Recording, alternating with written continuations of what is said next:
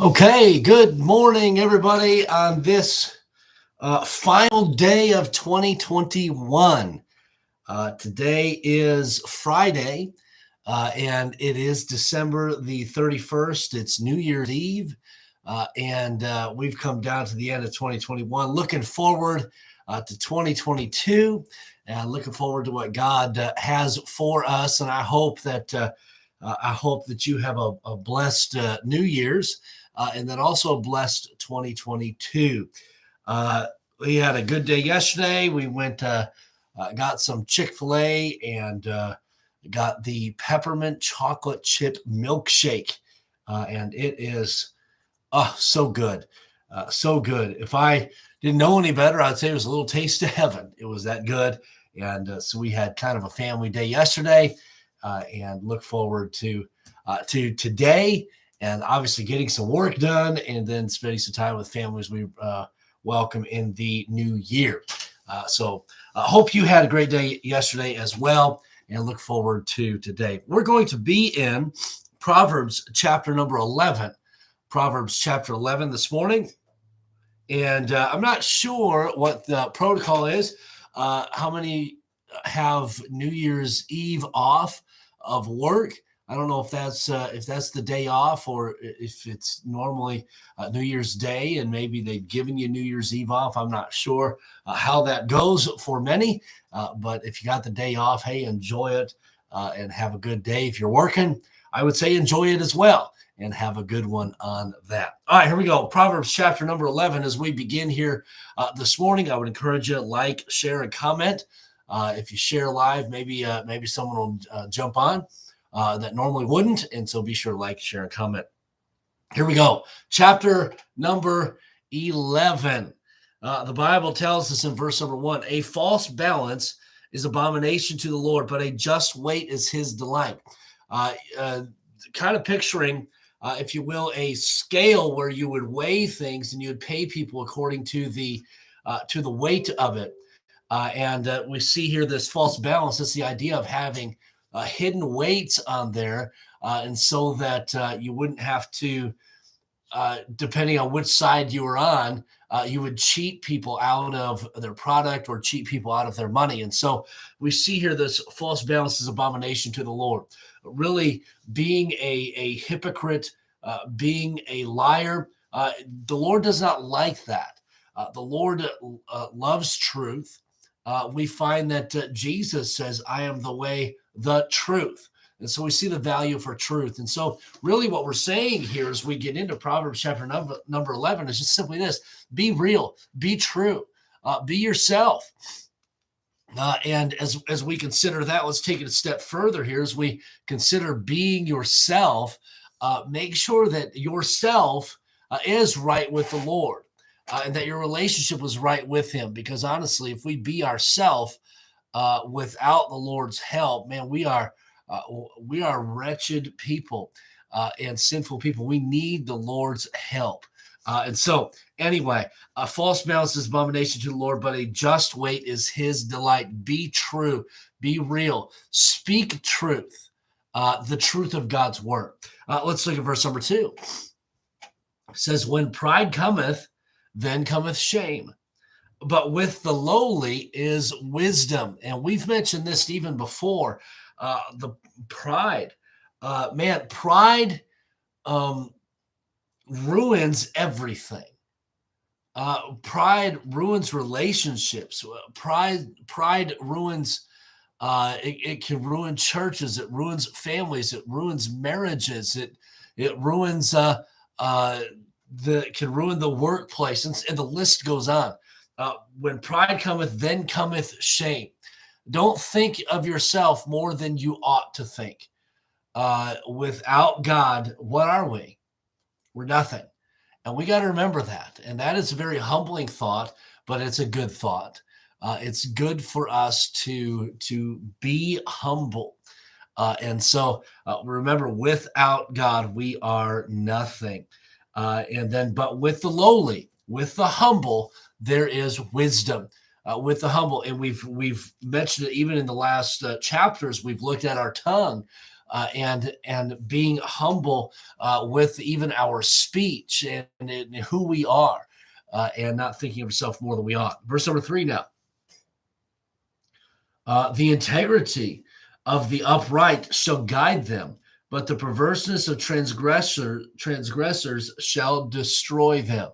Uh, Here we have really potentially a verse on leadership and leading with integrity. But people who do not lead with integrity, but rather with perverseness, or we see here, but the perverseness of transgressors shall destroy them. That leadership, leading negatively, leading with deceitfulness, and just all that would go with bad leadership that we would associate with it. When we lead with that, the destruction is the answer. You maybe kind of look at our leadership in Washington, and those that would not value life, would not value marriage, those that would not be physically responsible. We would say that they were not conservative financially, and even in some of the other decisions there. Look what happens. We see the destruction that follows, and the difficulty and the heartache that follows when leadership is poor. And so we need leadership in the home. Okay. Starts with mom and dad in the home. We need leadership in the home. We need leadership in the church. We need leadership locally, statewide, government-wide, that lead with integrity. Now, here's the thing we must remember about leadership. Leadership are just individuals, just like you and I. They are not perfect, and they will make mistakes. But as we look at the broad spectrum of the leadership of an individual or a group of people, we must look at the integrity of those people.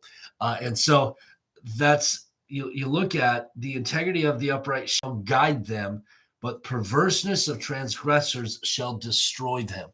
And so, hey, look at leadership, and let's put people in leadership that lead with integrity. Now, verse number 4. Riches profit not in the day of wrath, but righteousness delivereth from death. And as we consider this, we know, hey, money is not the answer. Riches profit not in the day of wrath. On the day of judgment, our riches, what we attain in this life, will not profit us anything. But rather, you look at the end of that verse, in verse number 4, it says, but righteousness delivereth from death. And whose righteousness? It's Jesus' righteousness that delivers us from death and separation from God. We can't buy our way into God's presence. We can't buy our way into heaven. We can't earn our way into heaven. There's not enough good that we could do. We simply need Jesus.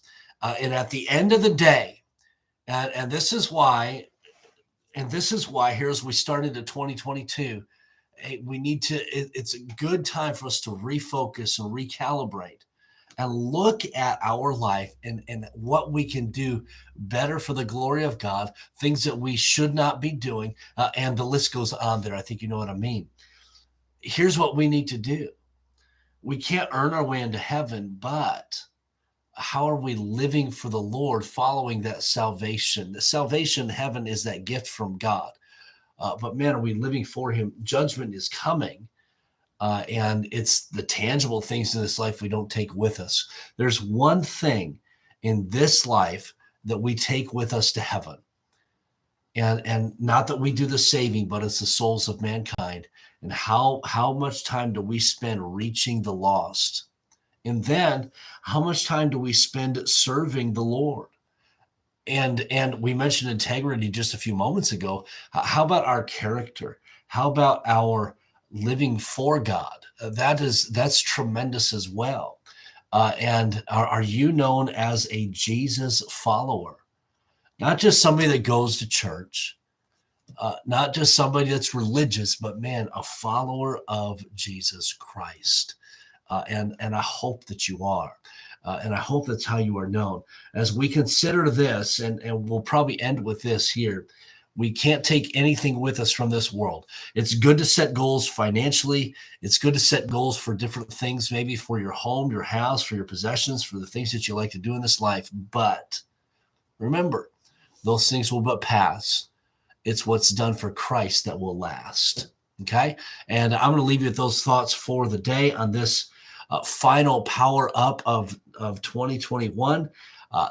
We'll be getting together next year on this Monday, Lord willing, and that'll be January the 3rd, and look forward to that. Want to encourage you, don't forget services on Sunday. Sunday school, our morning service, and then also our evening service. Hope to see you there if you can make it. Hey, let's do this. Let's start off the new year in church, and you'll have 100% attendance for 2022. So let's focus on it. Let's try to be here for it.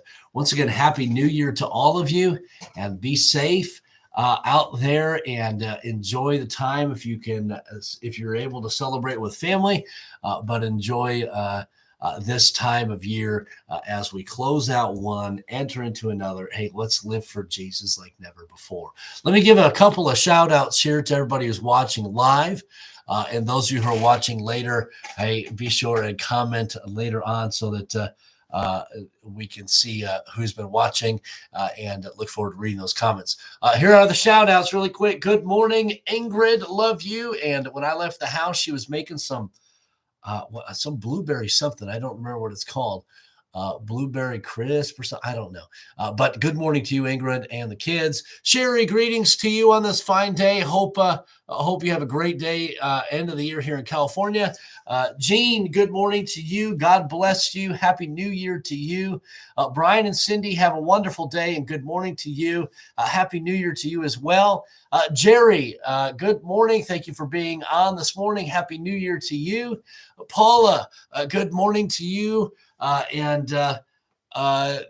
spend the day with the family. Have a great time there. I know you and Jerry hopefully have a great day together, and get together with family. Hey, my biggest problem on these get-togethers is I eat way too much. Well, maybe I shouldn't say that's a problem, but it is tasty, I guess. But have a good day with the family there, spending it with your husband. David, good morning to you. Happy New Year. Have a great day. Tracy, thank you so much for being on this morning, and good morning to you. Beverly, Happy New Year to you, and have a great New Year's Eve. And then Paula, once again, Happy New Year to you. And Ingrid, thank you for sharing with us that it is blueberry crisp. And so have a great day, everybody. Have a happy New Year. And God willing, we'll see you for services on Sunday.